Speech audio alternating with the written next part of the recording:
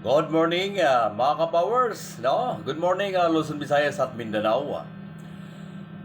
Isa rin po ba kayo sa nag-aalaga ng mga kalapati, no? Na pwedeng panlaban, papalaro, fundraise, no? Tunghayan po natin ang sistema ng ganitong palaro ng EVR Club. Dito po yan sa Caloocan. Gabi pa lang po, no? Friday ng gabi, ibabiyahe na po ang mga kalapati.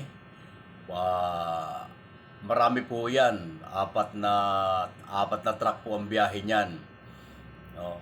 Ngayon, pagdating kinabukasan, Sabado, pakakainin po yan. Yan, katulad yung pinakain ni Kuya. Yan.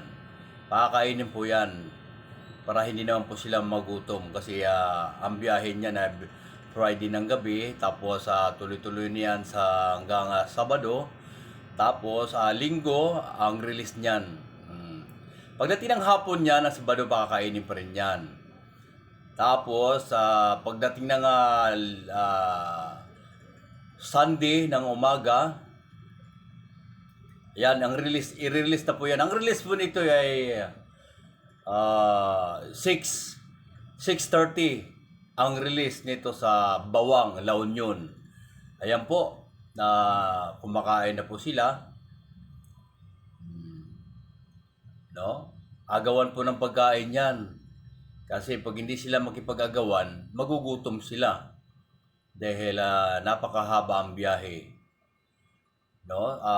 Bawang, La Union nasa 218, 40 kilometers.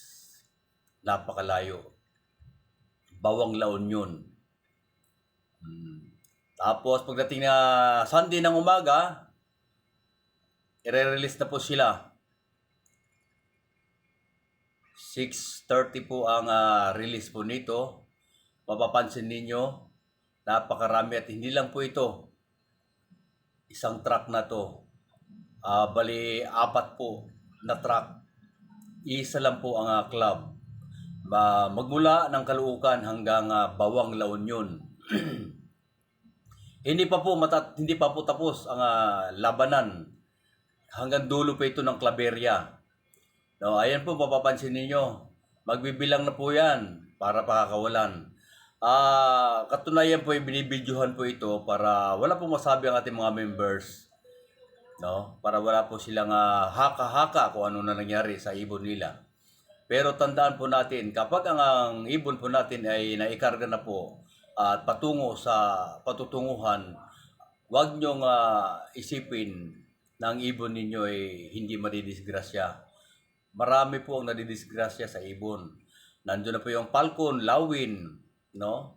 Hahabulin yan. Nakakawa. Good luck ka pala sa mga nanalo ng 4 laps, no? Lalo na yung kumpare ko, nanalo siya ng 10K. Siya po ang nakakuha ng 3rd laps, no? Ayan po.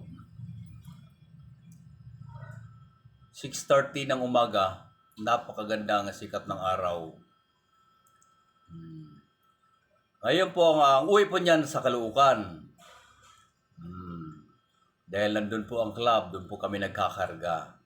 Isa rin po ako dyan sa mga nakarga ko. Ayan po ang ibon ko dumating. Matagal nga. Kasi ang dating ng ibon ko ay 10:15. 10:15 po siya dumating. At least nakapagpapauwi ko, inuwian ako ng ibon ko. Bali sa 3 kinarga ko, 2 lang ang umuwi. Maraming salamat mga kalapatids sa inyo lahat. Sa inyong panonood sa aming video.